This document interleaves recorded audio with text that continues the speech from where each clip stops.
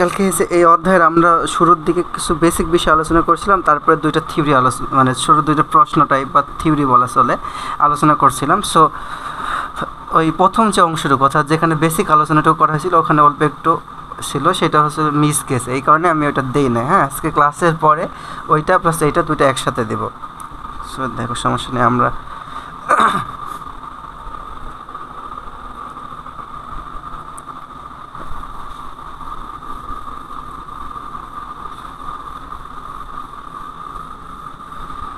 আচ্ছা, আমরা ষষ্ঠ অধ্যায় তাপগতিবিদ্যার তৃতীয় সূত্রে ছিলাম।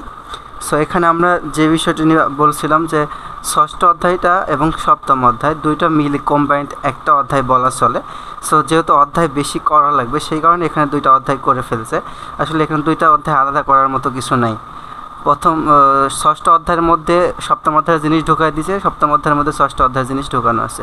সো এখানে অধ্যায় বেসিক্যালি অধ্যায় একটা টপিকের উপর থাকে, কিন্তু এখানে সেটা নেই। সো যার কারণে আমরা একই সাথে ষষ্ঠ সপ্তম দুইটা অধ্যায় পড়ব। সো দেখো, আমরা ষষ্ঠ অধ্যায় শুরুর দিকে পড়তেছিলাম তাপগতি অপেক্ষক। বলছিলাম অপেক্ষক মানে কি? ফাংশন। অর্থাৎ এই যে থার্মোডাইনামিক্স বা তাপগতিবিদ্যার কিছু ফাংশন আছে, অর্থাৎ আমরা কিছু চলক পড়ছি যে চলকের মাধ্যমে তাপগতিবিদ্যার সকল বিষয় আলোচনা করা যায় না, কিছু কিছু বিষয় আলোচনা করা গেছে। কিন্তু আমরা যখন উচ্চতর বিষয় নিয়ে আলোচনা করতে যাব বা উচ্চতর সমস্যাগুলো নিয়ে যখন মানে সলিউশন করতে যাব, তখন আমাকে আরও কিছু অপেক্ষক বা ফাংশন দরকার হবে। এই ফাংশনগুলোকে বলা হচ্ছে তাপগতীয় ফাংশন। এখানে বলা ছিল তাপগতীয় ফাংশন চারটার কথা। প্রথমটা ছিল হচ্ছে অভ্যন্তরীণ শক্তি, যেটাকে আমরা ইউ দ্বারা প্রকাশ করি। তারপরে ছিল হচ্ছে এনথালপি। এনথালপি বা মোট শক্তি, এটাকে আমরা প্রকাশ করি, এনথালপিকে প্রকাশ করা হয় এইচ দ্বারা। ঠিক আছে। তারপরে হচ্ছে এনথালপি পরে ছিল হেলমহোল্টজের মুক্ত শক্তি, এটাকে প্রকাশ করা হয় এফ দ্বারা। আরেকটা ছিল হচ্ছে গিবস অপেক্ষক বা গিবস ফাংশন। এই চারটা ফাংশনের মাধ্যমে এখানে আমরা তাপগতিবিদ্যার উচ্চতর যে সমস্যাগুলো আছে, অর্থাৎ হায়ার সমস্যাগুলো, প্রবলেমগুলো, এগুলো যখন আলোচনা করবো তখন আমাকে এই বিষয়গুলো দরকার হবে। সো এই অধ্যায়ের গুরুত্ব আরও একটা কারণে আছে, শুধুমাত্র তোমাদের এই ফাইনাল পরীক্ষার জন্য যে গুরুত্ব তা নয়।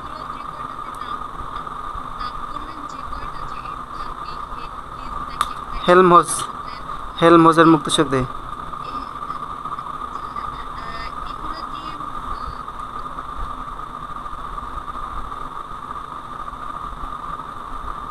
হলো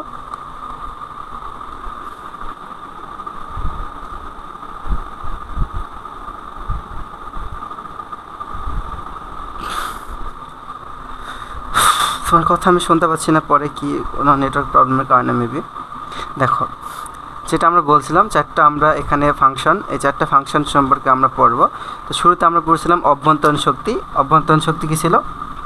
অভ্যন্তরীণ শক্তিকে আমরা ইউ দ্বারা প্রকাশ করি। সেটা আমরা তাপগতিবিদ্যার সূত্র থেকে জানি। প্রথম সূত্রটা কী ছিল? যে গৃহীত বা বর্জিত তাপ D Q equal D U plus D W, এবং এখান থেকে ডি ডাব্লিউর মান আমরা জানি পিডিভি।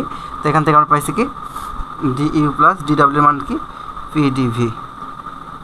সো তাহলে ডি কিউ ইকুয়াল দ্বারা কি ডি ইউ প্লাস পিডিভি। আবার আমরা তাপগতিবিদ্যার দ্বিতীয় সূত্র থেকে জানি ডি কিউ ইকুয়াল কি টিডিএস। এটা কীভাবে আসে? আমরা জানি এনট্রপি ডিএস ইকুয়াল হচ্ছে তাপ ডিকিউ, তাপ ডিকিউ ভাগ হচ্ছে কি টি। সো এখান থেকে আমরা কিন্তু পাই ডিকিউ ইকুয়াল টিডিএস, গৃহীত বা বর্জিত তাপ। আচ্ছা, তাহলে ডিকিউ এর পরিবর্তে আমরা বসাতে পারি কি টিডিএস। তাহলে আমরা এখানে বসাতে পারি TDS equal DU plus PDV. So এখান থেকে আমরা ডিইউ ইকুয়াল পাচ্ছি কি, দেখো এটা এই পাশে তো প্লাস, এটা এই পাশে লিখবে মাইনাস, টিডিএস মাইনাস পিডিভি। এটা ছিল আমার অভ্যন্তরীণ শক্তির যে টার্ম। অর্থাৎ অভ্যন্তরীণ শক্তি কাকে বলে আমরা জানি, এগুলো নিয়ে আমরা গতকালকে বলছিলাম যে কোনো একটা বস্তুর মধ্যে যে শক্তি সঞ্চিত থাকে বা সকল বস্তুর মধ্যে তার বিভিন্ন অবস্থার কারণে তার মধ্যে যে শক্তিটা সঞ্চিত থাকে এটাকে তার হচ্ছে অভ্যন্তরীণ শক্তি। সো অভ্যন্তরীণ শক্তি DU equal TDS minus PDV. So আমরা এই টার্মটা ইউজ করবো অনেক জায়গায়, এটা মাথায় রাখবা, DU equal TDS minus PDV. এটা গেলো অভ্যন্তরীণ শক্তি।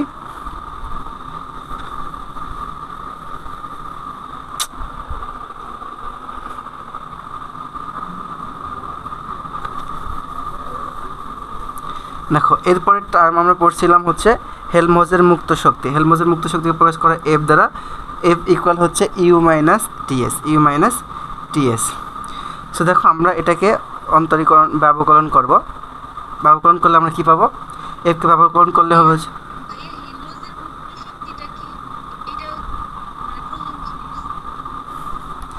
দেখো এখানে আমরা বলছি কি যে তাপগতিবিদ্যার যে বিষয়গুলো আছে অর্থাৎ মানে উচ্চতর বিষয়গুলো, তাপগতিবিদ্যা যে শুধুমাত্র আমরা এখানে পড়তেছি তা কিন্তু নয়। যে ব্যক্তি কেমিস্ট্রি পড়বে, কেমিস্ট্রি যে হায়ার লেভেলে কেমিস্ট্রি পড়তে যাবে, দেখো আমরা কিন্তু দেখি কি বিভিন্ন বিক্রিয়াতে বা ধরো যে বিক্রিয়াতে তাপ উৎপন্ন হয়, তাপ উৎপত্তি তাপহারী বিক্রিয়া, অনেক বিক্রিয়ায় কিন্তু আমাদের তাপের বিষয় চলে আসে। সো সেই সকল বিক্রিয়াতে যখন সেখানে যখন আমরা সমস্যা সলভ করতে যাব, অর্থাৎ তোমরা যখন এই যে সেকেন্ড ইয়ারে উঠবা, সেকেন্ড ইয়ারে তোমাদের কেমিস্ট্রি 2 বই আছে, হ্যাঁ, কেমিস্ট্রি 2 এ হচ্ছে তোমাদের কিছু অধ্যায় আছে এই তাপগতিবিদ্যার এই অধ্যায় রিলেটেড, অর্থাৎ তাপগতীয় ফাংশন রিলেটেড। সো ওই জায়গাতে আমরা এগুলো ইউজ করতেছি। কারণ কি আমি বললাম কি তোমাদের যে আমরা তাপগতিবিদ্যার মানে তাপগতিবিদ্যার যে বিষয়গুলো আছে, সম্পর্কগুলো আছে, তাপগতিবিদ্যায় মূলত তাপ নিয়ে আলোচনা করা হয়। সো তাপ নিয়ে আমরা নর্মাল বিষয়গুলো আলোচনা করার জন্য আমাদের যেগুলোর আপেক্ষক ছিল, যেমন কি ছিল যে কাজ, চাপ ছিল, আয়তন ছিল, এগুলোর মাধ্যমে আমরা কিন্তু তাপগতিবিদ্যার প্রথম সূত্র দ্বিতীয় সূত্রটাকে কী করছি, এক্সপ্লেন করতে পারছি। কিন্তু যখন তাপগতিবিদ্যার তৃতীয় সূত্রকে এক্সপ্লেন করতে যাব, মানে বুঝতে যাব বা তাপগতিবিদ্যার দ্বিতীয় সূত্র প্রয়োগ করতে যাব, তখন আমার শুধুমাত্র এই দুইটা টার্ম মানে আগের যেগুলো আমরা শিখছি নর্মাল আয়তন, কাজ, এগুলো দ্বারা কিন্তু সেগুলো আমরা নির্ণয় করতে পারবো না। আমাদের এখানে নতুন কিছু টার্ম চলে আসবে, নতুন কিছু ফাংশন আমাদের দরকার হবে, যেই ফাংশনের মাধ্যমে আমরা এই উচ্চতর সমস্যাগুলোকে সমাধান করতে পারবো। এগুলাই হচ্ছে সেই তাপগতিবিদ্যার তাপগতীয় ফাংশন বা অপেক্ষক বলা হয়, যেগুলো আমরা এখানে চারটা, এরকম অপেক্ষক অনেকগুলো আছে, তবে প্রধানত এখানে আমরা চারটা অপেক্ষক নিয়ে আলোচনা করছি। তার একটা হচ্ছে অভ্যন্তরীণ শক্তি, আগে পড়ছি। এখন তুমি বললা হেলমহোল্টজের মুক্ত শক্তিটা কি? দেখো এখানে কিন্তু বলে দেওয়া ছিল এটা একটা মুক্ত শক্তি। আর আরেকটা কথা আমি কিন্তু শুরুতে বলে দিলাম যে এগুলো হচ্ছে আমার ফাংশন, তাপগতিবিদ্যার ফাংশন।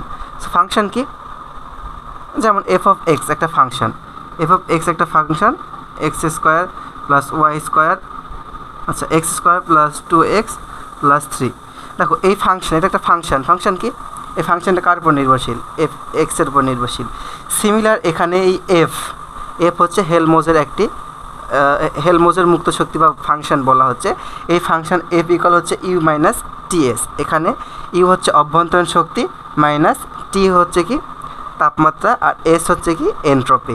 সো এই F equal U minus TS এই ফাংশনটাকেই বলা হয় হেলমহোল্টজের মুক্ত শক্তি ফাংশন, ঠিক আছে, যেটাকে আমরা এফ দ্বারা প্রকাশ করি। বুঝতে পারছো?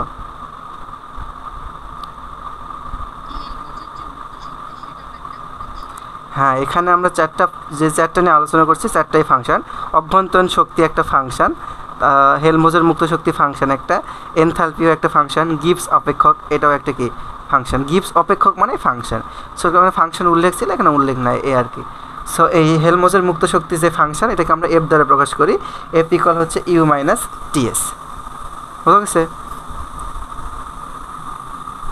নাকি আর কোনো প্রশ্ন? ওকে, তাহলে দেখো আমরা এটাকে যখন ব্যবকলন করবো তখন আমরা কি পাবো? এফকে অন্তরীকরণ করলে হবে ডিএফ, ইউকে করলে কি হবে ডিইউ, টিকে করলে কি হবে, দেখো এখানে কিন্তু ইউভি হয়ে গেছে। ইউভি সূত্র অনুযায়ী কি আমরা ইউকে রাখি ভি এর করে, ভিকে রাখি ইউ এর করে, তাহলে টি ডিএস, তাহলে টিকে রাখো এস করলে কী হবে ডিএস, পরবর্তীতে আবার মাইনাস আছে মাইনাস, এবার এসকে রাখো ডিকে করলে কী হবে ডিটি। সো এই টার্ম। এখন আমরা যদি ডিইউ এর মানটা আমরা একটু আগে বের করছিলাম, যে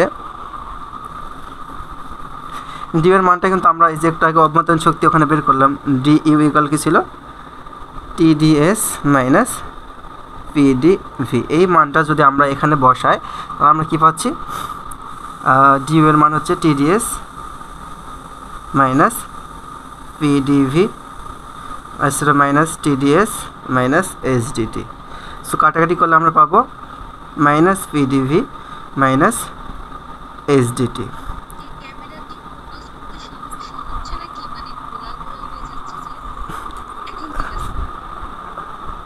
এখন তো সমস্যা হওয়ার কথা। ওকে, তো দেখো আমরা হচ্ছে ডিএফ এর ফাংশন এটা অন্তরীকরণ রূপ পেলাম, DF equal minus PDV minus SDT. So এই টার্মটা ইউজ করে কিন্তু আমরা কালকে দুইটা প্রশ্ন সমাধান করছিলাম, ওখানে দুইটা প্রতিপাদন করতে বলছিল, ওগুলো করছিলাম। তার একটা গতবার আসছে, সো তেমন ইম্পর্টেন্ট নয়, তারপরে তোমরা করতে পারো যেহেতু করাই দিয়েছিলাম। আর দুইটা সমস্যা ছিল, আমরা ওখান থেকে সলিউশন করছি। তাহলে দেখো আমরা কিন্তু দুইটা জিনিস শিখলাম, গত ক্লাসে আমরা এই পর্যন্ত শিখছিলাম, আজকে আমরা নতুনটাতে যাচ্ছি। সেটা হচ্ছে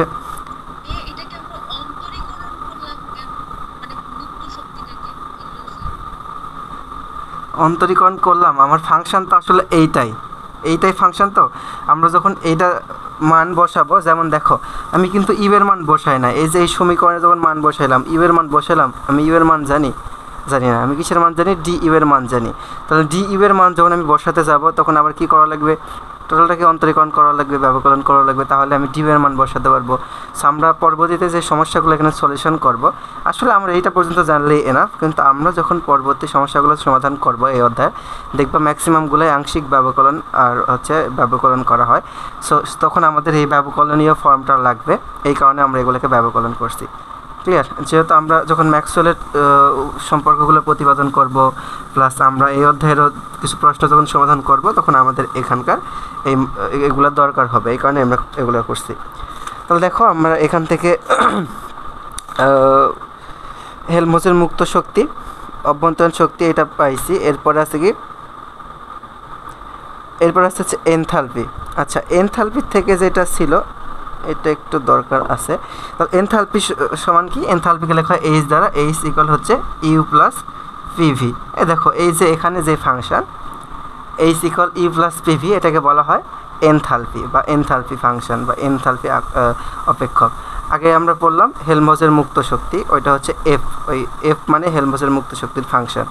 সো দেখো আমরা চাইলে এটাকে অন্তরীকরণ করতে পারি, বা এটা আমার মূল তো এটা তো রাখা লাগবে। একটা আমরা শিখলাম এখান থেকে দরকার, যেটা লাগবে D U equal TDS minus SDT. আরেকটা শিখলাম হচ্ছে এফ ডিএফ ইকুয়াল, আচ্ছা F equal U plus U minus TS এর কাজে লাগবে। আরেকটা শিখলাম এখন H equal U plus PV. দেখো এটাকে আমরা অন্তরীকরণ করতে পারি। তাহলে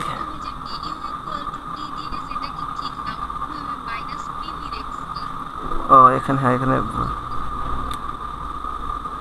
পিডিভি,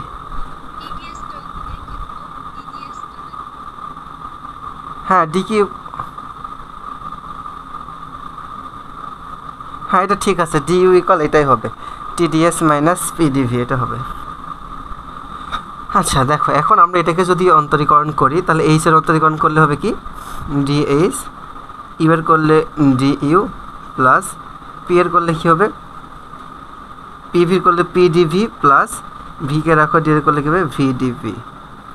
আচ্ছা এবার আমরা ডি এর মানটা যদি বসাই, তাহলে আমরা পাচ্ছি কি? ডিএইচ ইকুয়াল ডি ইউ এর মান হচ্ছে আমার টিডিএস মাইনাস পিডিভি, আর এখানে কী ছিল? Plus PDV plus VDV. তাহলে ডিএইচ ইকুয়াল দাঁড়ায় আমার এখান থেকে পিডিভি কাটা TDS minus plus VDV. So এটা হচ্ছে আমার ডিএইচ এর মান। সো এখান থেকে একটা থিওরি মনে হয় ছিল, থিওরিটার নামটা ওইটা আমি একটু দেখি, থিওরিটা মানে প্রশ্ন আর কি, থিওরি তো এগুলো না, থিওরি তো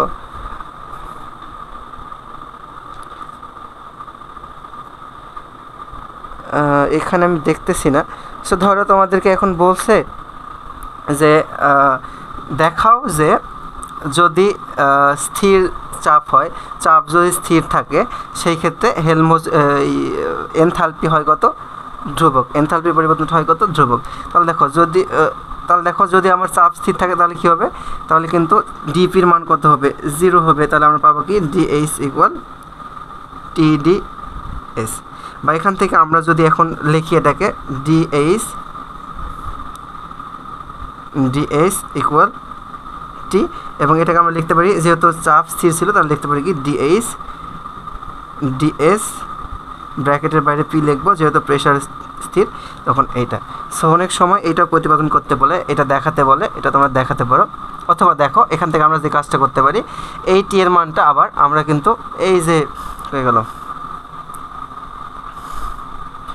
ডিএইচ। আচ্ছা এই পর্যন্তই থাক, এখান থেকে আর ওইরকম প্রশ্ন নেই। সো অনেক সময় এটা প্রতিপাদন করতে বলে, তাহলে এরকম করে তোমরা এটা প্রতিপাদন করবা।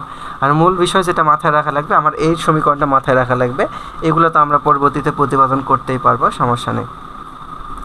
আচ্ছা তাহলে এ হচ্ছে একটা ছিল অভ্যন্তরীণ শক্তি, তারপরে আমরা শিখলাম এনথালপি, হেলমজের মুক্ত শক্তি, এরপর শিখছি এনথালপি। এবার আমরা গুরুত্বপূর্ণ বিষয় যাব গিবস অপেক্ষক বা গিবস ফাংশন।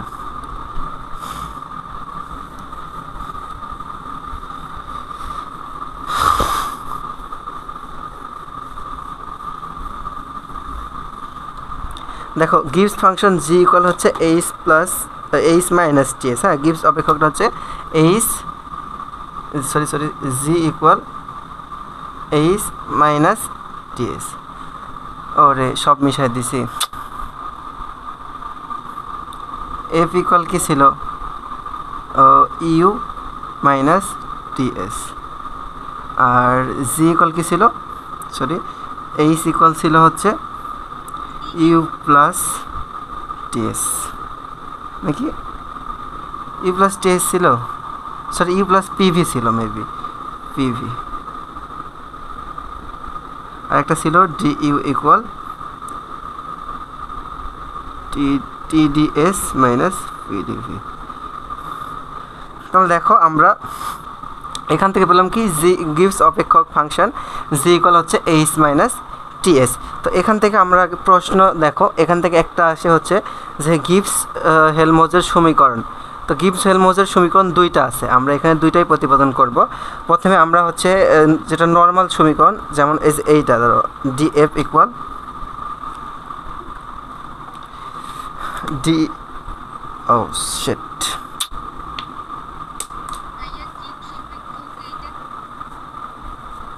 কি গিবস অপেক্ষক,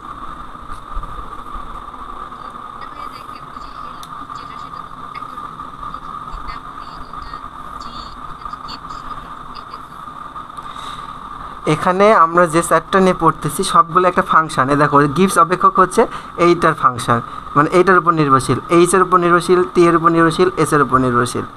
এখানে এইচ আবার কিন্তু নিজে একটা ফাংশন, তাহলে এইচ এর মান আবার বসাও, তাহলে আবার এই ফাংশনগুলো পাবা এখান থেকে। আচ্ছা নাকি কি বলছো, তোমার প্রশ্ন কি অন্য কিছু ছিল? দেখো এখান থেকে গিবসের যে সমীকরণ আছে, একটা হচ্ছে নর্মাল সমীকরণ জি ইকুয়াল এইচ প্লাস টি ইন্টু ডিজি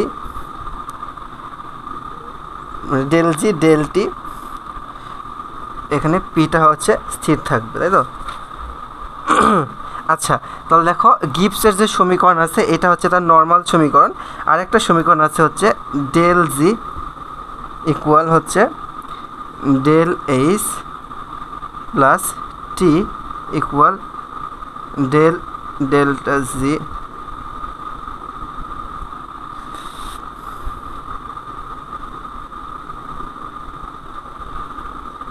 ডেল টি। দেখো আমাকে কিন্তু এই সমীকরণটাও প্রতিপাদন করতে বলে, এইটাও প্রতিপাদন করতে বলে। এইটা প্রশ্ন হিসাবে আসে আর এটা প্রশ্ন হিসাবে আসতেও পারে, নাও পারে, তারপরে এটা আমাকে করা লাগবে। তোমরা যারা পিডিএফ দেখছো খেয়াল করবা, পিডিএফে আমরা যে নারষ্টের তাপতত্ত্ব বা নারনষ্ট অনেক জায়গায় বলা আছে, নারনষ্ট বা নারষ্টের যে তাপতত্ত্বটা আমরা পড়েছি, সেখানে কিন্তু আমরা শুরুই করছিলাম এই গিবস হেলমজের যে সমীকরণ এইটার থেকে। তো সেখানের জন্য আমরা এই সমীকরণ দরকার আছে, তাহলে এইটাও একটা গিবস হেলমজ সমীকরণ, এইটাও গিবস হেলমজ সমীকরণ, ঠিক আছে? এটাকে গিবস হেলমজের সমীকরণ বলা হয়, কারণ দুইজন বিজ্ঞানী পৃথক পৃথকভাবে এই দুইটা সমীকরণ প্রতিপাদন করছিল, এই কারণে এটাকে গিবস হেলমজ সমীকরণ বলা হয়।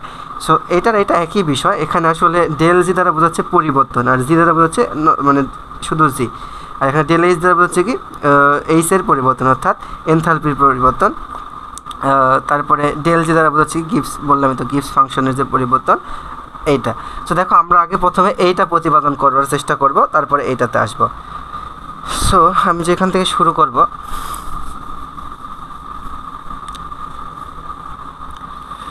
এইচ ইকুয়াল আমরা জানি গিবস ফাংশন জি ইকুয়াল কি এইচ মাইনাস টিএস। আবার আমরা এইচ এর মান জানি কি ইউ প্লাস পিভি। তাহলে আমরা যদি এর মানটা বসাই, তাহলে জি ইকুয়াল কি হয়, এইচ এর মান হচ্ছে কত, U plus PV minus T S.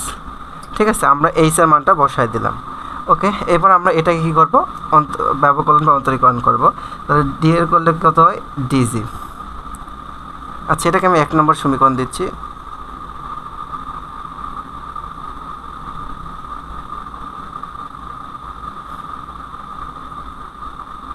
আচ্ছা, এটাকে আমি 1 নম্বর সমীকরণ দিচ্ছি। দেখো, তাহলে এটাকে করলে কী হয়, ডিজি। এটাকে করলে কত হবে, ডিইউ। প্লাস পিকে করলে কত হবে, পিভিকে করলে পিডিভি প্লাস ভিডিভি মাইনাস টিডিএসকে করলে কত, minus TDS minus S DT. Clear? আমরা এটাকে ব্যবকলন করলাম। এখান পর্যন্ত তো কোনো সমস্যা নেই, নর্মাল ব্যবকলন করলাম। এবার মানগুলো বসাও। ডিজি, ডিইউ এর মান কত, ওই যে ডিইউ এর মান কত, টিডিএস মাইনাস পিডিভি প্লাস লেখো এখান থেকে plus VDV plus VDP minus TDS minus S DT. আমাকে কিন্তু প্রতিপাদন করা লাগবে এইটা।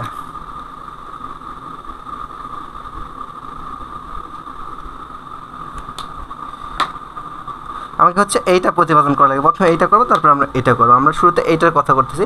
দুইটার জন্য প্রতিপাদন শুরুর দিকে একই হবে। আমরা দেখো তাহলে করি। তাহলে এখান থেকে কাটাকাটি কে যায়, PDV plus plus plus minus কাটাকাটি যায়। এই দেখো প্লাস মাইনাস কাটাকাটি যায়। তাহলে কী থাকে, ডিজি ইকুয়াল থাকছে কত, TDS cancel, PDV VDP cancel. তাহলে কী থাকে, ভিডিপি মাইনাস এসডিটি। এই পর্যন্ত ক্লিয়ার?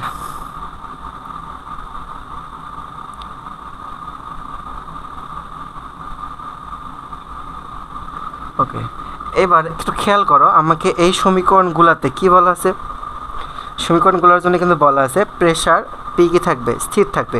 ব্র্যাকেটের বাইরে যেটা থাকে এটা দ্বারা বোঝায় কি, এটা স্থির থাকা। তাহলে পি যদি স্থির থাকে তাহলে কী হবে, লিখবা স্থির আয়তনে, আসলে এটাকে এখানে লিখিছে, স্থির আয়তনে কী হবে,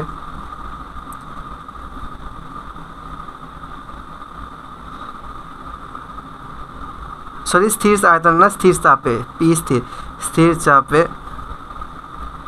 ডিপি ইকুয়াল কত হয়, 0 হয়। তাহলে এই সমীকরণ দ্বারা কত, DG equal minus S DT. বা এটাকে আমরা লিখতে পারি,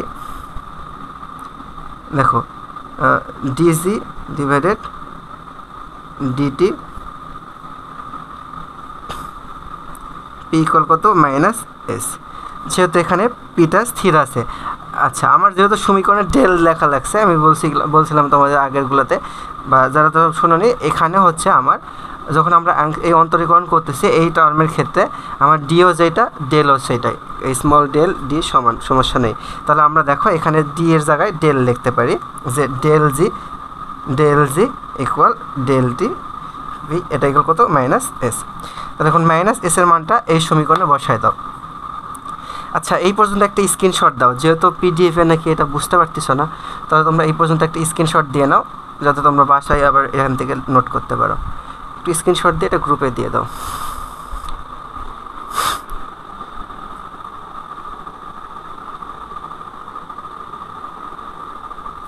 স্ক্রিনশট দিছ?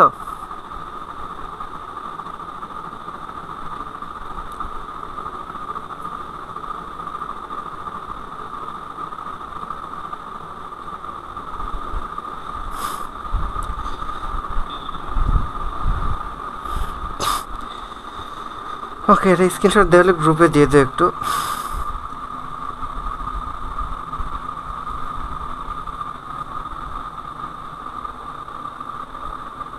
আচ্ছা, সো দেখো তাহলে এখন আমরা যে কাজটা করব, এই এস এর মাইনাস এস এর মানটা আমরা 1 নং সমীকরণে বসাবো। তাহলে আমি এগুলো মিশাই দিই। আচ্ছা, এগুলো মিশাই দিচ্ছি না, আমি এটাকে কোথায় লিখতে পারি, আচ্ছা এই যে নিচে লিখি। তাহলে 1 নম্বর সমীকরণে বসাই, এখানে বসালে কী হবে, জি ইকুয়াল এইচ মাইনাস এস এর মাইনাস এস এর মান কত, এইটা। তাহলে এখানে কত হবে, প্লাস টি ইন্টু ডেল জি ডেল টি পি। সো এইটাই আমার, কিন্তু এটাকে আমরা বলি গিভস, এটা কি গিভস হেলমহোল্টজ, গিভস হেলমহোল্টজের কি মুক্ত সমীকরণ। বলা হয়। আচ্ছা, তাহলে তোমরা এই পর্যন্ত লিখে নাও।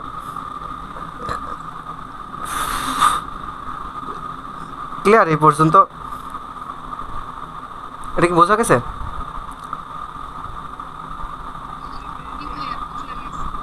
আচ্ছা, এবার দেখো আমাকে যদি এইটা প্রতিপাদন করতে বলে যে ডেল জি ইকুয়াল ডেল্টা টি প্লাস টি, এই যে এইটা যদি প্রতিপাদন করতে বলে তাহলে আমরা কি করব? সেই ক্ষেত্রেও আমার এই পর্যন্ত বিষয়টা সব ঠিক থাকবে, এই পর্যন্ত সব ঠিক থাকবে। হ্যাঁ, এই পর্যন্ত সব ঠিক থাকবে, তারপরে বাকি অংশটা চেঞ্জ হবে এখানে।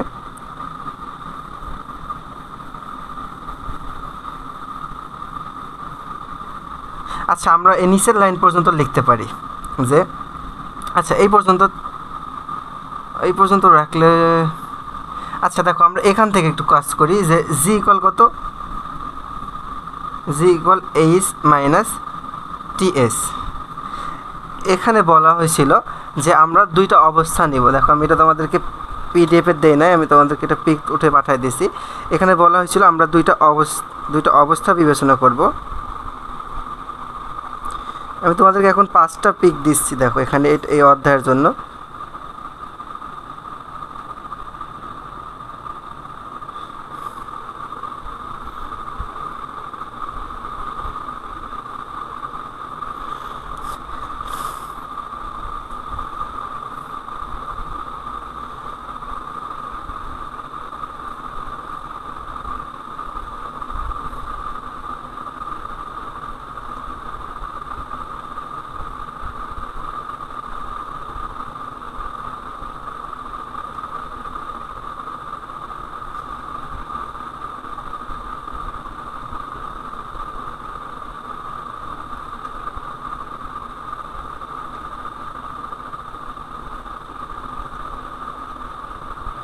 নারস্টের তাপতত্ত্ব,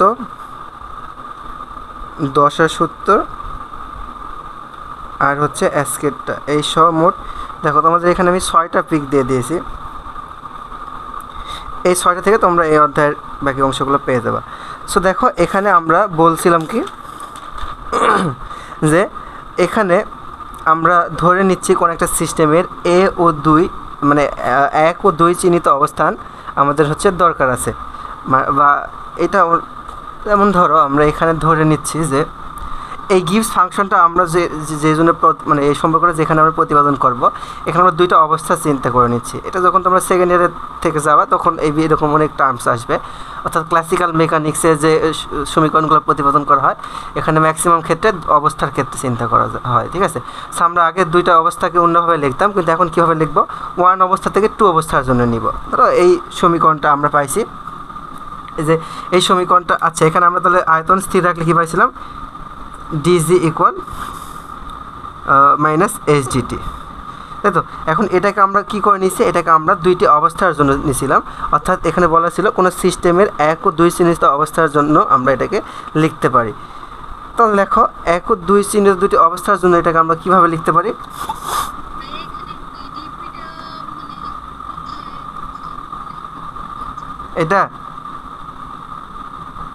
এটা কথা বলছো, দেখো আমরা যখন এই সমীকরণটা প্রতিপাদন করবো তখন কিন্তু আমাদের কি করা লাগছে, এখানে কিন্তু আমাদের হচ্ছে ওই যে কি জানি, অর্থাৎ এই যে আমার পিটা কি থাকছে, স্থির থাকছে। তাহলে পি স্থির থাকা মানে কি, চাপ স্থির থাকা, স্থির চাপের ক্ষেত্রে এটা কী হবে, এটা 0 হবে। আচ্ছা, তাহলে সেই ক্ষেত্রে দেখো এখানে বলা হয়েছিল যে আমরা এটাকে দুইটা অবস্থার জন্য চিন্তা করতেছি, অর্থাৎ একটা সিস্টেমের জন্য আমরা এটা যেটার জন্য প্রতিপাদন করছি এটা দুইটা অবস্থার জন্য নিচ্ছি, অবস্থা 1 থেকে অবস্থা 2। তাহলে সেই ক্ষেত্রে আমরা যখন এটাকে অন্তরীকরণ করব তাহলে কি পাবো, অন্তরীকরণ করলে আমরা পাবো ডি, অর্থাৎ জি এর কি হবে, G2 থেকে G1। ধরো এটা আমি লিখে তোমাদেরকে বিষয়টা বলতেছি, S2 মাইনাস S1। দেখো বিষয়টা হচ্ছে যে এই জি এটা কিন্তু একটা ফাংশন। তাহলে ফাংশনের যখন আমরা অন্তরীকরণ করে তো আমরা হচ্ছে ক্যালকুলাস 2 এই ধরনের অন্তরীকরণ দেখব। ফাংশনের যখন আমরা অন্তরীকরণ করব তখন আমরা কী করব, তাহলে এই ফাংশনের অন্তরীকরণ করলে তো ওই ফাংশনটাই হবে এবং এর লিমিট কী হবে,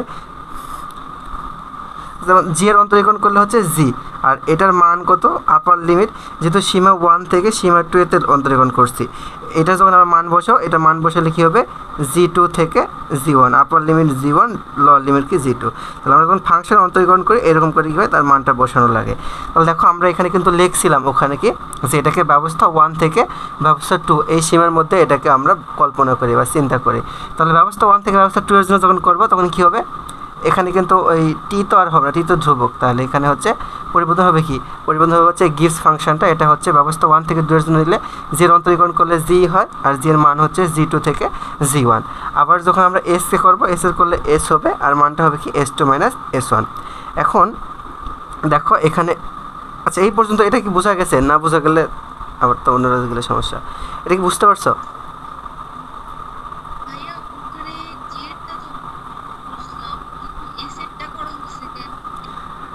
এই যে এই ফাংশনটা মানে আমরা, আচ্ছা পিডিএফ তোমাদের কাছে মানে যে পিকটা দিচ্ছি দেখো, পিকটা পড়ে দেখো, এখানে কী বলা আছে, কোনো একটা সিস্টেমের 1 ও 2 চিহ্নিত অবস্থার জন্য এটা লেখা যায়, অর্থাৎ আমরা অবস্থা 1 এবং অবস্থা 2 এর জন্য এটাকে আমরা যখন কল্পনা করতেছি, মানে এটাকে নিচ্ছি, তখন কী হবে, এখানে তো এস এর মানটাও পরিবর্তন হবে, কারণ এনট্রপিটা আবার হচ্ছে এই গিভস ফাংশনের উপর নির্ভরশীল, গিভস ফাংশন এনট্রপির উপর নির্ভরশীল, এই কারণে এস আর জি এর মানটা কী হবে, আমরা এখানে মানে অন্তরীকরণ করতে পারবো। ধ্রুবকের তো অন্তরীকরণ করা যায় না, এখানে তাপমাত্রাটা ধ্রুবক থাকবে, যার ফলে এটার আমরা অন্তরীকরণ করতেছি না, আমরা অন্তরীকরণ করছি এস আর হচ্ছে জি এর, এই কারণে জি এর অন্তরীকরণ করলে জি2 - জি1 লিখতেছি, আপার অবস্থা 1 থেকে অবস্থা 2 এর ক্ষেত্রে, এস এর ক্ষেত্রে সেম হবে কি s2 - s1। বুঝা গেছে?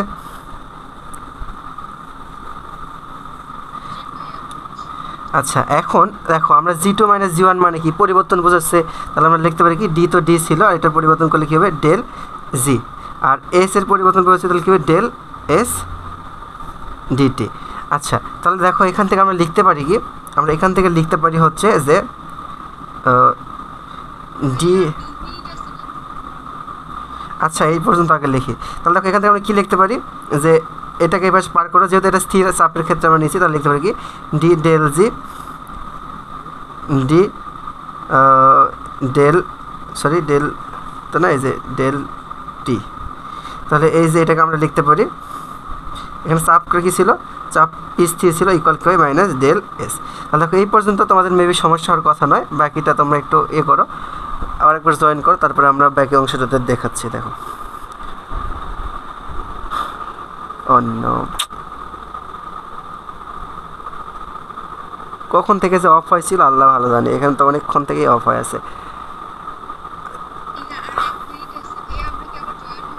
হ্যাঁ আর একবার জয়েন হও, আবার জয়েন হও।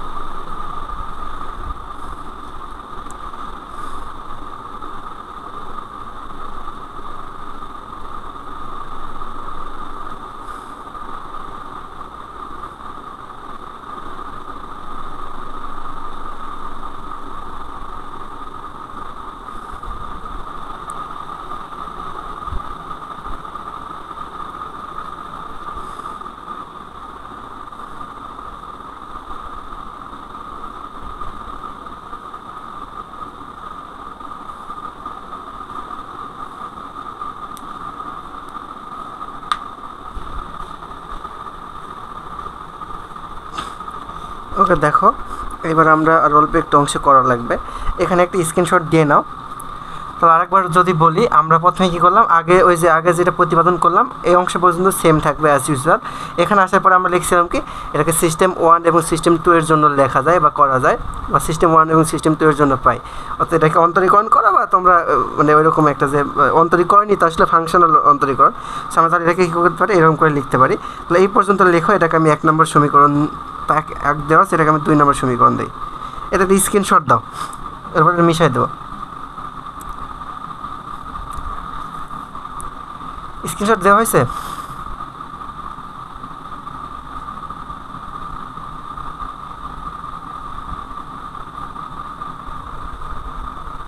হয়েছে স্ক্রিনশট?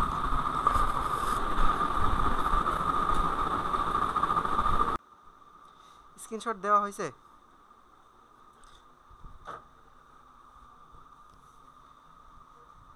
এটা কি স্ক্রিনশট দেওয়া হয়েছে?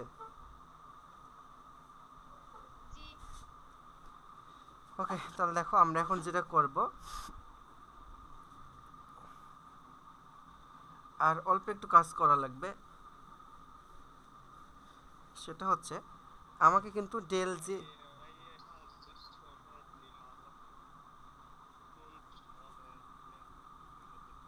বুঝি নাকি, আরেকবার বলো।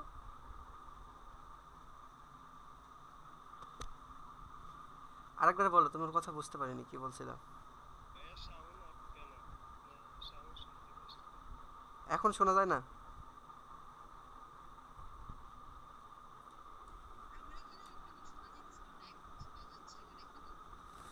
একটু আগে যে সাউন্ড অন করে দিতে, একটু আগে সাউন্ড অন করে দিতে ভুলে গেছিলাম, তাই। এখন ঠিক আছে না? এখন কোনো কথা বুঝতেছি না, কথা শোনা যাচ্ছে না।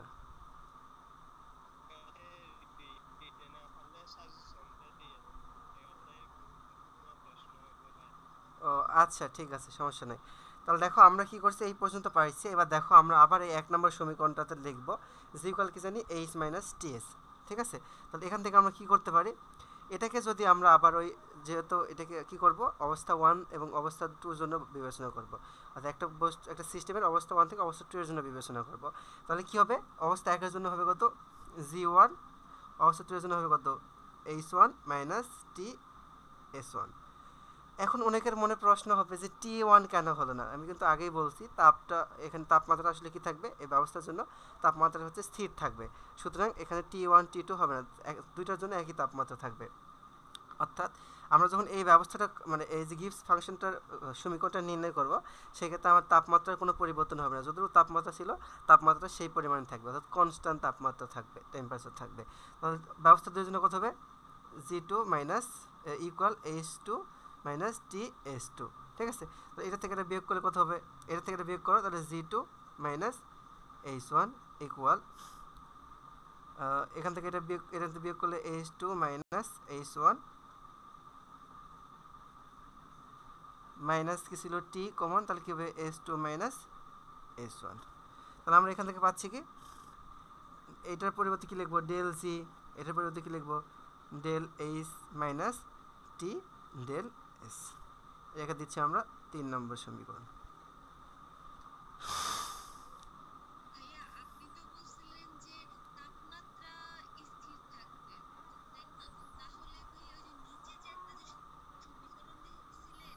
হুম, হ্যাঁ,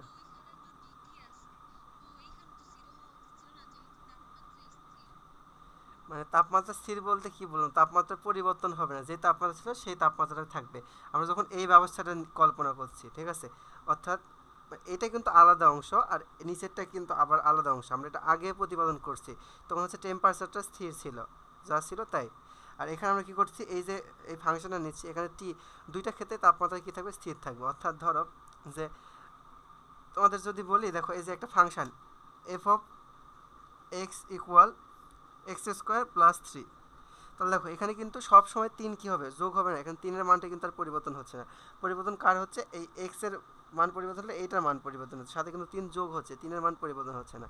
সিমিলারলি এই ফাংশনের ক্ষেত্রে টি এর মানটা কি থাকবে, টি এর মানটা যা ছিল সবসময় টি থাকবে, টি এর মানটার পরিবর্তন হচ্ছে না, ঠিক আছে। এটার কথা বলছি আমরা, এই যে এটা কিন্তু আলাদা অংশ, পরে এটা যেটা করলাম এটা কিন্তু আলাদা। আমরা কি বললাম যে আমরা অবস্থা একের জন্য যদি চিন্তা করি, অবস্থা একের জন্য কত হবে, g1 ইকুয়াল h1 মাইনাস টি s1। এই ক্ষেত্রে অবস্থা একের জন্য তাপমাত্রা টি, অবস্থা 2 এর জন্য তাপমাত্রা হচ্ছে টি।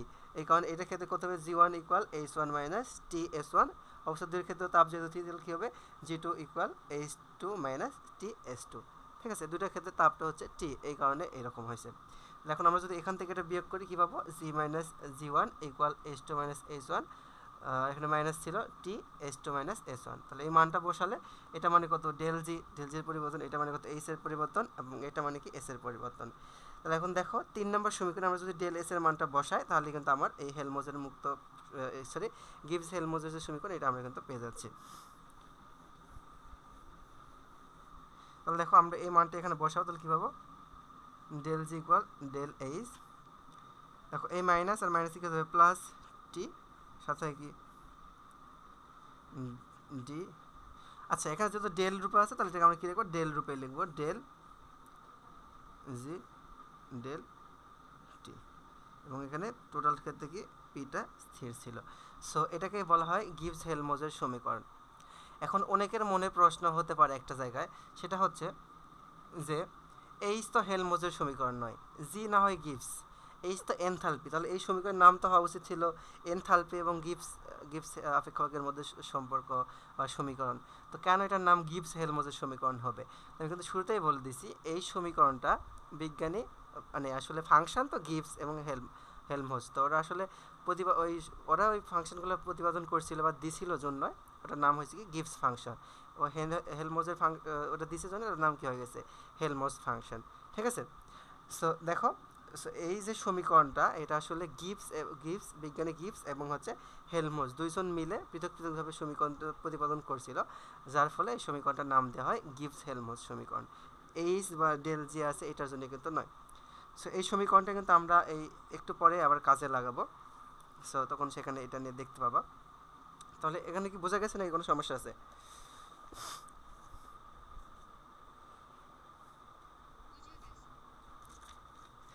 আচ্ছা, তাহলে তোমার ওই যে প্রশ্ন করছিলে একটু আগে যে এটা আবার টি স্থির থাকে, তাহলে এরকম হলো কেন, তোমার জন্য আমি আরেকটা পেজ দিয়ে দিচ্ছি, তাহলে দেখো ওখানে দেখে নাও, তাহলে আর এই বিষয়টা সমস্যা হবে না।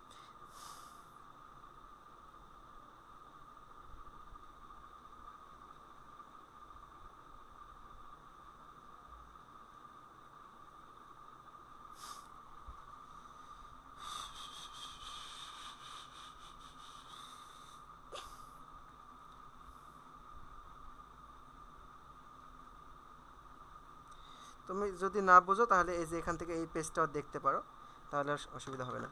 তাহলে দেখো এই গিভস হেলমজের সমীকরণটা কিন্তু গুরুত্বপূর্ণ, এটা আমরা কয়েকটা জায়গায় কাজে লাগাবো। সো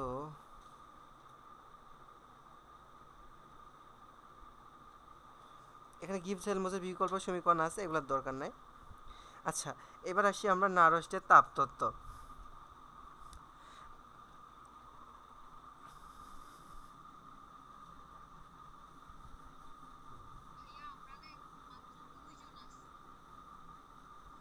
তো এখন বাকিরা নাই কেন, কি জন্য বলবো? আচ্ছা, যে আছে থাক, না থাকলে না থাকুক, তোমরা দুজনই করো, নাকি কোনো সমস্যা?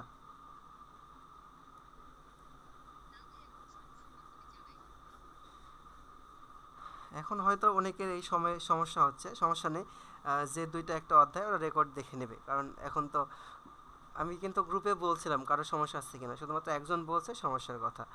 যদি সবাই সমস্যার কথা বলতো সেই ক্ষেত্রে আমি টাইম চেঞ্জ করতাম, একজন বলছে এই কারণে টাইম চেঞ্জ করি নাই, সেই ক্ষেত্রে আমার করণীয় কিছু নেই। দেখো, নারস্টের তাপতত্ত্ব এটা আসলে মুখস্থ করার বিষয়, তবে একটু বোঝার বিষয় আছে, সেটা আমি বলে দিই।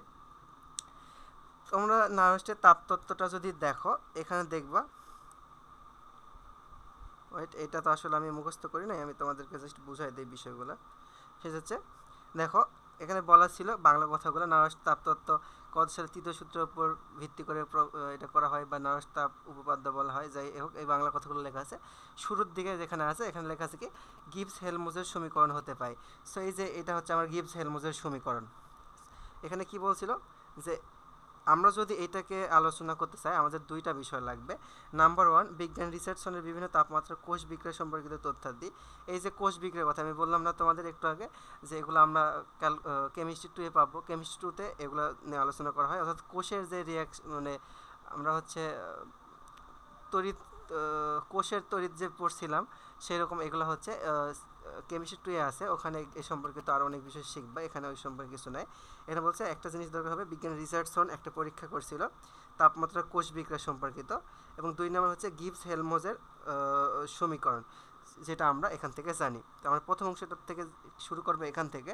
দেখো এখানে বলা আছে কি, এখানে ডেল জি কোনো প্রক্রিয়ার মুক্ত শক্তি পরিবর্তন। ডেল জি কি মুক্ত শক্তি পরিবর্তন, ডেল এইচ কি এনথালপি পরিবর্তন। এই তো এখানে বলছে এই দুইটা কথা বলা আছে, এবং সমীকরণ হতে বলা হয় যায় দেখা যায় যদি এই অংশটার মান যদি অসীম না হয় তবে টি এর মান পরম শূন্য অবনতি হলে ডেল জি এবং ডেল এইচ এর মান কী হবে, পরস্পর সমান হবে। দেখো কি বলছে, যদি এইটার মান অসীম না হয় তাহলে অসীম না হলে অন্য কিছু হতে পারে। এটা যদি ধরো যে শূন্য হতে পারে বা 1 বা 2 বা -1 এনিথিং হতে পারে একটা কথা, কিন্তু অসীম হওয়া যাবে না। কেননা অসীম যদি হয়, অসীমের সাথে তোমরা যাই কিছু গুণ করো, যোগ করো, বিয়োগ করো, কি হবে, যোগ বিয়োগ করো বা গুণ করো, এটার মান কী হবে, অসীমই হবে। তো এটা যদি অসীম হয়, এর সাথে গুণ করলে অসীম হবে, এর সাথে যোগ করলে কী হবে, অসীম হবে। তাহলে ডেল জি এর মানটা কী হয়ে যাচ্ছে, অসীম হয়ে যাচ্ছে। সেই ক্ষেত্রে নয়, এখানে বলে দিছে যদি এই অংশটার মান অসীম না হয় সেই ক্ষেত্রে কী হবে, টি এর মান শূন্যে অবনীত হলে, অর্থাৎ টি এর মানটা যদি শূন্য বা তার কাছাকাছি যায় সেক্ষেত্রে কী হবে, ধরো নিচে এটা শূন্য, তাহলে টি এর মান যদি শূন্য হয়, শূন্যর সাথে শূন্য গুণ করলে শূন্য হবে, শূন্যর সাথে 1 2 মাইনাস যাই গুণ করে কী হবে, শূন্য হবে। কিন্তু অসীম গুণ ইনফিনিটি গুণ করলে কী হয়, ইনফিনিটি হয়ে যায়, সেই ক্ষেত্রে কিন্তু আসছে না। সো তাহলে এটা যদি শূন্য হয় তাহলে কী হয়ে যাচ্ছে, তাহলে আমরা পাচ্ছি ডেল জি ইকুয়াল পাইলাম কি আমার ডেল এইচ, এই কথাটা এখানে বলা হয়েছে। আচ্ছা, এরপরে যেটা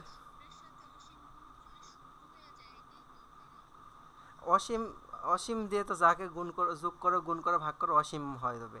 আর শূন্যে অবনীত হওয়ার কথা বলছে, একেবারেই যে শূন্য হয়ে যাবে তা কিন্তু বলেনি। যেমন ওই যে ক্যালকুলাসে আমরা করছি না টেন্স টু, এখানেও দেখতে পাবা টেন্স টু মানে কি, শূন্যের দিকে ধাবিত হওয়া। ধরো যে শূন্যের কাছাকাছি মান, এই যে 0.0000000 অসংখ্য 0001, তাহলে এটা কি প্রায় একেবারে শূন্যের কাছাকাছি মান, শূন্যের দিকে অবনীত হবে বলছিল। ঠিক আছে, সো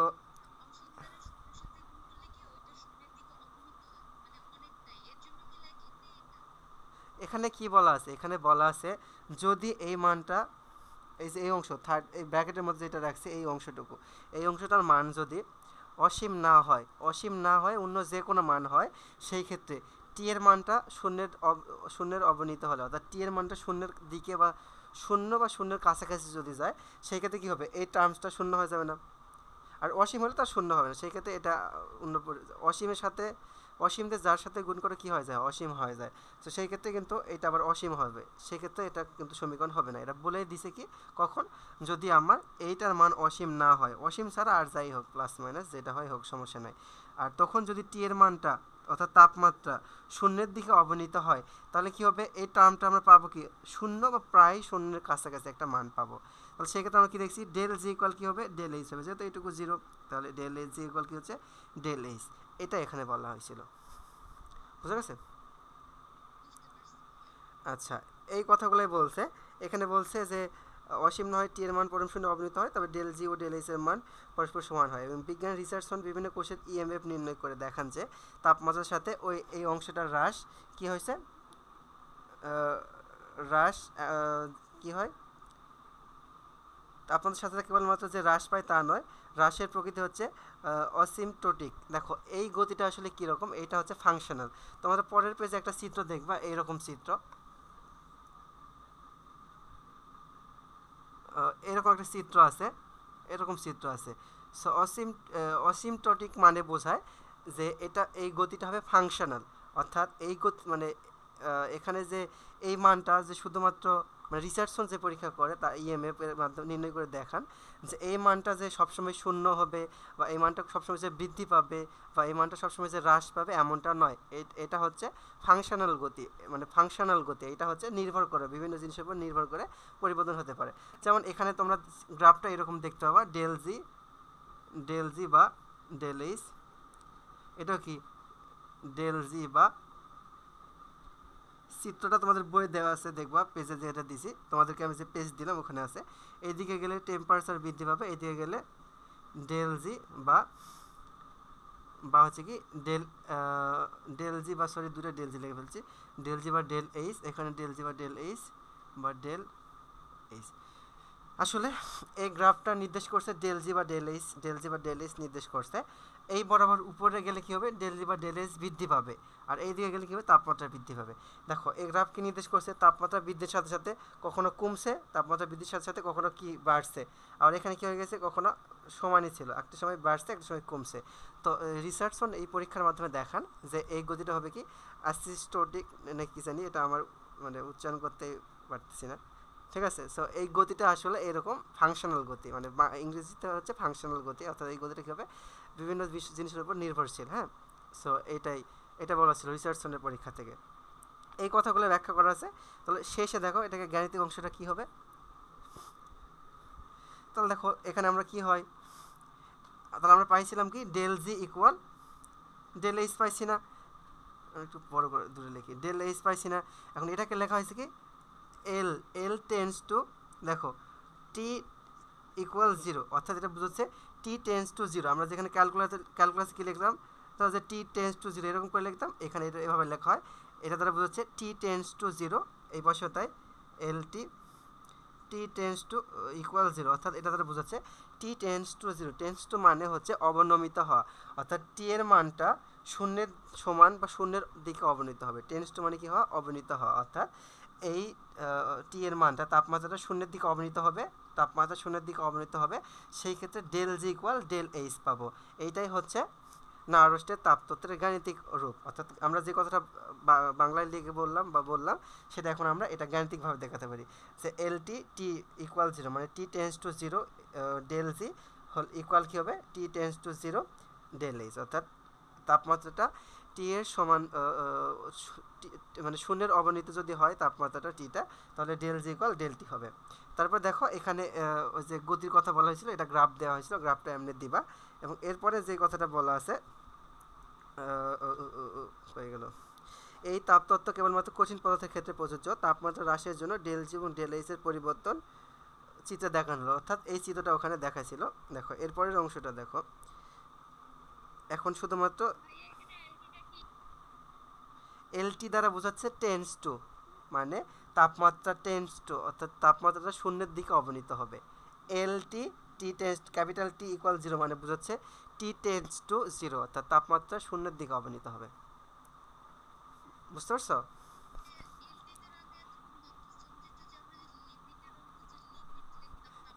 না না না না না, এল দ্বারা বোঝা, হ্যাঁ ওই রকমই যেটা বলছো ওই রকমই, এ দ্বারা বোঝাচ্ছে টি টেন্স টু জিরো, অর্থাৎ টি এর মানটা শূন্যের দিকে অবনীত হবে, এটাই বোঝাচ্ছে। আচ্ছা দেখো কই গেল দ্বিতীয় অংশটা কই, হ্যাঁ এই যে এখন দেখো, তাহলে আমরা এখানে মান বসাবো ডিজি ডেল জি আর ডেল এইচ এর মান। তো এটার জন্য দুইটা সমীকরণ সূত্র দরকার আছে। একটা হচ্ছে তাপগতিবিদ্যার দ্বিতীয় সূত্র থেকে, মানে এই সূত্রটা আমরা ওই যে এনট্রপি পরিবর্তন পাইছিলাম, এনট্রপির ওখান থেকে লিখতে পারি যে এই ডেল জি, অর্থাৎ wait del G of del T P equal হচ্ছে মাইনাস ডেল এস, আর একটা হচ্ছে কার্শফের সূত্র থেকে লিখছিল হচ্ছে del of delta H delta টি।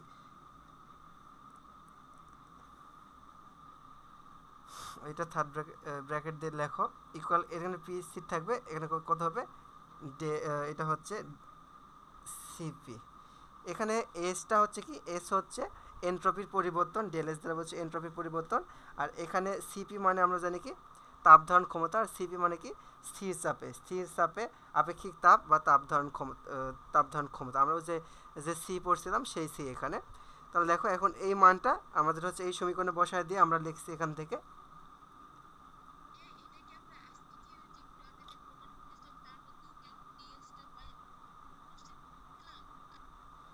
আজকে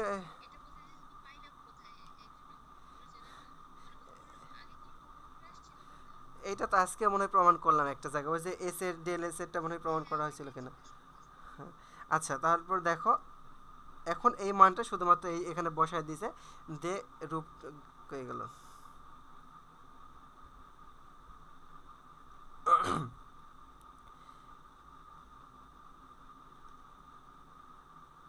ও আমার এখানে একটু লিখতে ভুল হয়ে গেছে, এটা এখানে যে ফাংশন দেওয়া ছিল ডি ডিটি ছিল, এখানে ছিল হচ্ছে D of DT.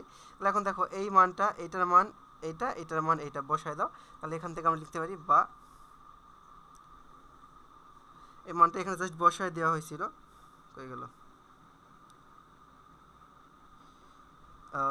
L T T tends to zero del S equal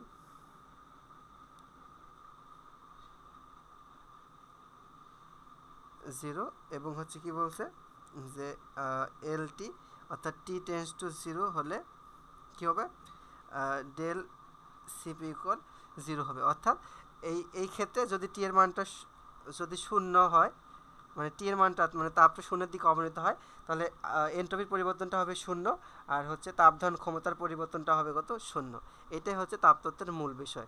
যদি তাপতত্ত্বের মূল বিষয়টা আমরা এক কথায় বলতে চাই, তাহলে আমরা লিখব যে কোনো একটা বস্তু, কোনো একটা পদার্থের, কঠিন পদার্থের ক্ষেত্রে যেহেতু প্রযোজ্য, তাহলে কি কঠিন পদার্থের ক্ষেত্রে যদি এই তাপটা শূন্যের দিকে অবনীত হয়, তাহলে কিন্তু ডেল এস এর পরিবর্তন কত হবে, জিরো হবে। এবং ডেল এস মানে কি, ডেল এস মানে হচ্ছে এন্ট্রপি। তাহলে দেখো এন্ট্রপির পরিবর্তন জিরো হবে, এটা কিন্তু আমরা নর্মালি বোঝাতে পারি, কারণ ওখানে যদি টি এর মান জিরো হয় তাহলে ভাগ দিলে কত হবে, জিরোই হবে। শূন্যের দিকে অবনীত হলে তাপমাত্রা, এটা এন্ট্রপি পরিবর্তন জিরো হবে। আর একটা বিষয় হচ্ছে সিপি মানে তাপ ধারণ ক্ষমতা স্থির চাপে, এটাও হবে কি শূন্য। এটা হচ্ছে তাপতত্ত্বের মূল বিষয়। আর মনে হয় না সমস্যা হওয়ার কথা এখান থেকে, তাহলে তোমরা এটা মুখস্থ করে নিও। আজকে তাহলে এবার করাচ্ছি না, বাদ থাক। তোমরা হচ্ছে এখান থেকে এই পর্যন্ত করো, কালকে আমরা 10 সূত্র করে, এখান থেকে 10 সূত্র করা লাগবে, তারপরে হচ্ছে আমরা এই অধ্যায় থেকে আর কিছু নেই, আমরা পরের অধ্যায়ে যাবো। না আরেকটা আছে, কঠিন পদার্থের জন্য ইয়ে নির্ণয় করা। হ্যাঁ বলো।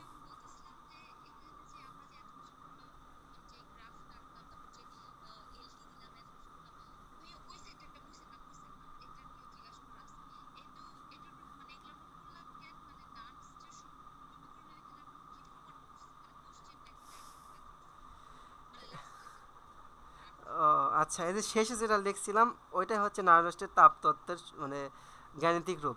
আসলে নারস্টের তাপতত্ত্বটা হচ্ছে তাপগতিবিদ্যার যে তৃতীয় সূত্র আছে ওইটাই আর একটা রূপ, ঠিক আছে। নারস্টের তাপতত্ত্বটা মানে কি বলছে, এটা বলছো না কি, কিসের কথা বলছো আরেকবার বলো, আমি ঠিক বুঝিনি।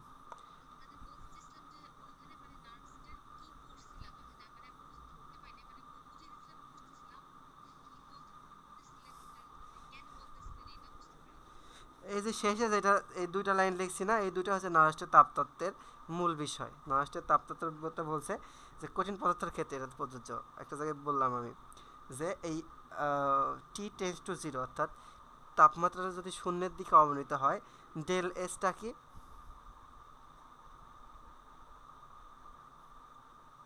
বল, এন্ট্রপি। ডেল মানে কি পরিবর্তন, যদি তাপমাত্রাটা শূন্যের দিকে অবনীত হয় তাহলে এন্ট্রপির পরিবর্তন হবে কত, শূন্য।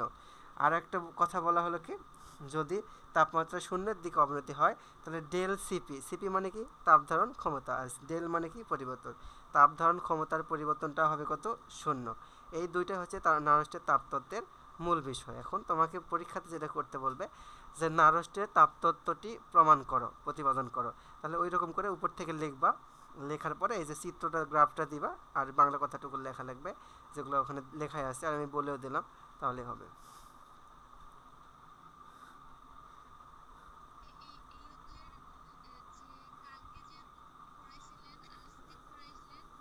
হ্যাঁ, না তার আগে এই অধ্যায় পড়ানো হয়নি।